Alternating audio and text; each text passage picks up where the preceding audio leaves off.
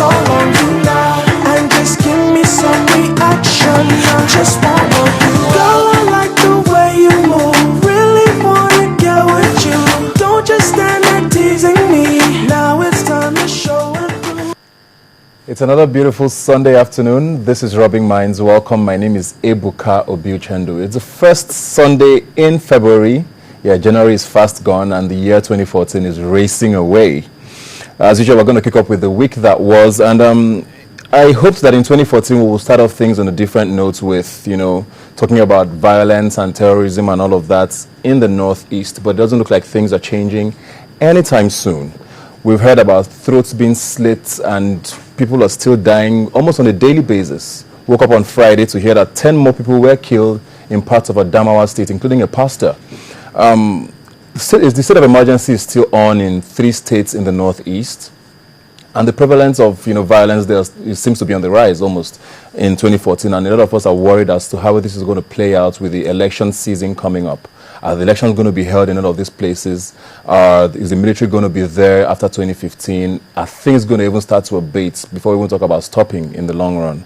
Mr. President was away in the past week in Addis Ababa, talking African issues, but these are very serious issues that need his attention because politics is going to take over in no time and governance will be a serious problem for those in power.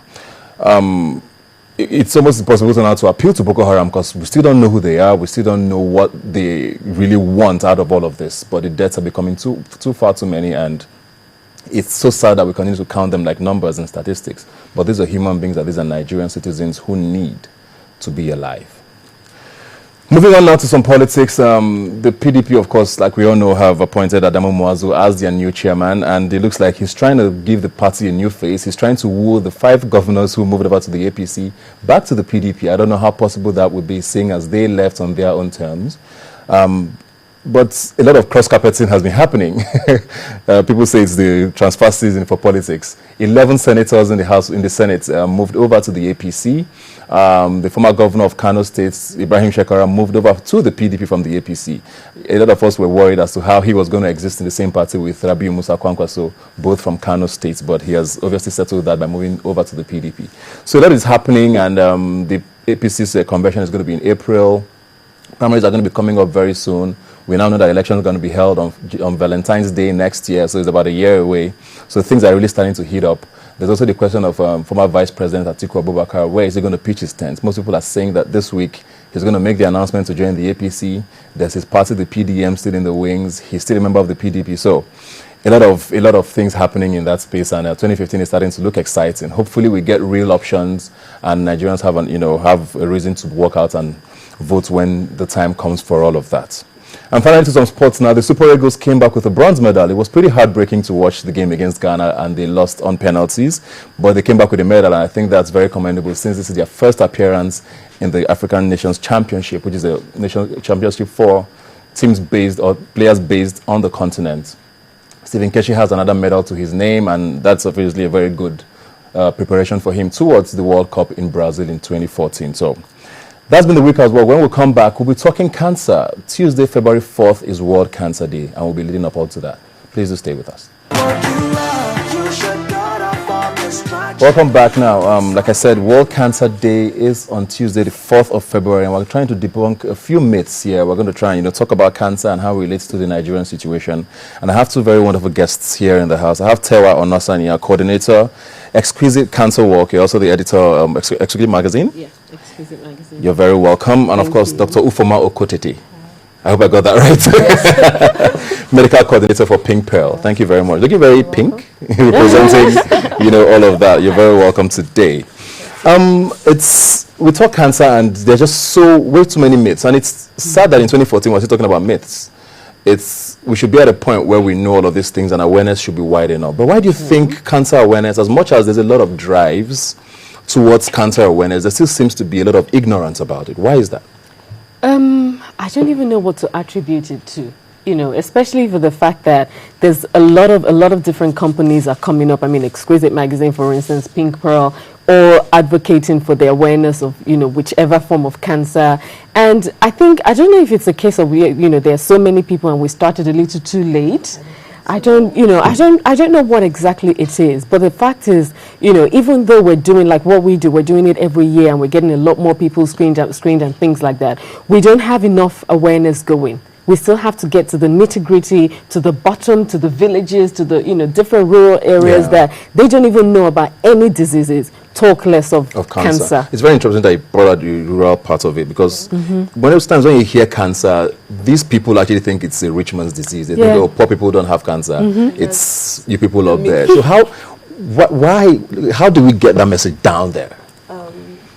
Let me just add something. Our problem in Nigeria is not just in the respect of health or cancer. It's an educational issue. It's the same way where about malaria, still some parts of Nigeria, they believe it's not really caused by mosquito bites. Something as basic as malaria. Yes, so that's it. And there's this syndrome of it's not my portion, denial. People actually don't want to accept the fact that it exists. So it's actually a problem that cuts across all strata of different the economical class of Nigeria. Still is like people don't want to accept it. Even the rich, the poor believe it's actually like okay, like so you you're said. saying it's more people know but don't want to accept, or it's just basic ignorance? I think so. I think it's all in parts. They've heard basically, especially where on TV people have made lots of advocacy on TV, awareness campaigns all over. Like Pink Pearl, we've gone to villages and there's a lot of walks. More like it's not my portion. It can't happen to me. And as a culture, we don't have a culture of health awareness. We don't check ourselves regularly, or rather, people don't even some professional women, they don't even know how to check themselves. They don't know how to do the self-breast examination. Yeah. Some women have never had a mammogram done in their lifetime, and they happen to be in their 50s, which is more like the stage where they actually would be more predisposed to cancers. But they don't. It's more like, or maybe should I say, the problems in our country does not allow for people to actually have. Take care of themselves as they should. I don't know. It's the education part, and then also, like you rightly said, actually going there to have a health check. Because I remember when we started the walk in 2000 the walk was started in 2010. We decided to go to some of the pristine areas, do a research, and then find out how many women have ever been screened for cervical cancer. It was unbelievable. 98% of the women have never, and these are women that say, when I travel now, we're talking about the basic check for cervical cancer, a smear test. That you're supposed to do if it depending on the type of test, you're supposed to do it every 3 years or every year. A lot of them 39-year-old, 40-year-old childbearing women have never been screened. And these are educated women, and you're thinking, what's going on? Cervical cancer is like the one of the cancers that's 100% preventable, and you're not getting yourself screened or checked.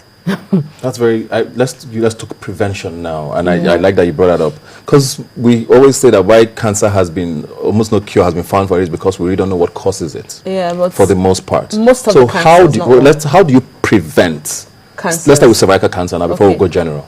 Let me just give you like an overview of cancers. There are cancers that affect children. They are the ones that affect women. They are the ones that affect men. Most basically.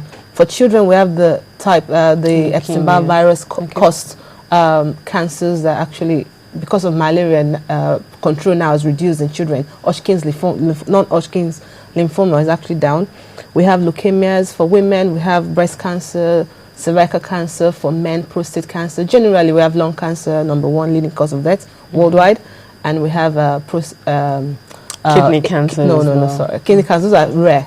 Liver cancers. Okay, but the ones that are so preventable are the cervical cancer, which is known to be caused by a virus, HPV virus, human papilloma virus, and there is a vaccine for it. Exactly. And any woman that receives the vaccine is actually immune to that virus for life. Yeah. That's very interesting. Yes, but how many women have gone out there to get themselves vaccinated? How many women are even thinking of getting their children vaccinated? Because they've introduced it from children, I think from 10 years old. 13. Like in Nigeria 13. So you can just walk in. You can go to a doctor's surgery. But it's not free. It's not free. That's the irony quite of it, all right. because I think our government should do more work in that.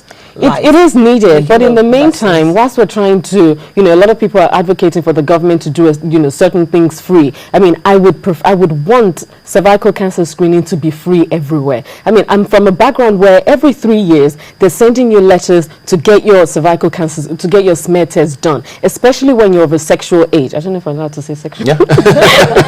Especially on TV, especially when you're of a sexual age and you need to. You're sexually active. Thanks very much. You need to be screened, and a lot of people here don't know about it. And we don't have a facility where it's free. You're constantly being reminded, because where I used to live, they don't want that death toll increasing every year. Here in Nigeria, according to the stats, it's 1 woman every hour dying of a 100% preventable cancer. 30 women die from it yearly. Can you believe daily? Daily. So 30 women a day. Yeah, it's from cervical cancer unbelievable. or from cancer. From cervical cancer. And can I tell you something? Liver cancer is another preventable form of cancer. It's mostly caused by hepatitis B and C virus, and the vaccines for them. This thing. Yeah. Most times, the issue I have in Nigeria is this: the vaccine comes in 3 doses. A child starts taking it and completes it at a certain time of his or her life. But most Nigerians don't complete those. Some people have not even had one of them.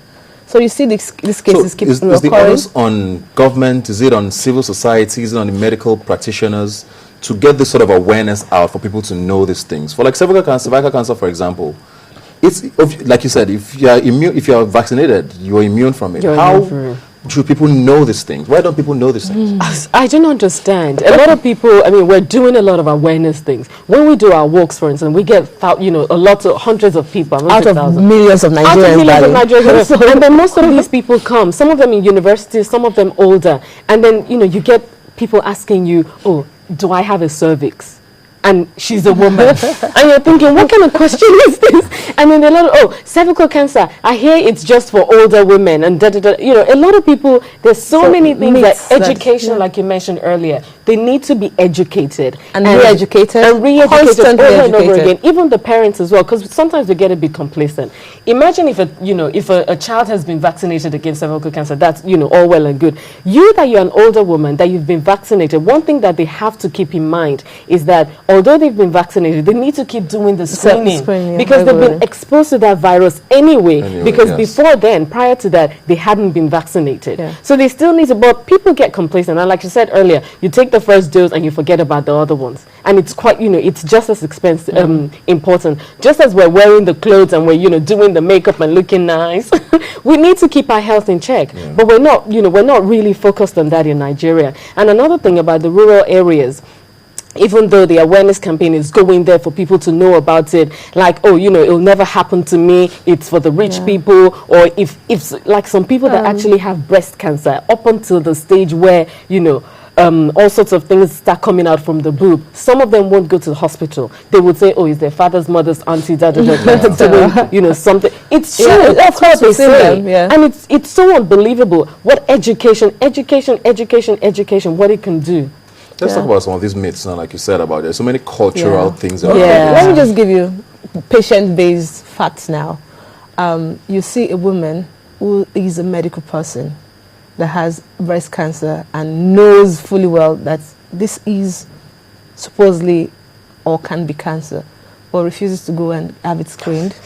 Fear, So let's talk about the society, the acceptance of the fact that maybe the trends of stigmatizing people that have cancer is another fear. So most times if you put yourself in these women's shoes, you would understand what they're going through. It's more like, okay, if I come out and say I have this, would people marry my daughters?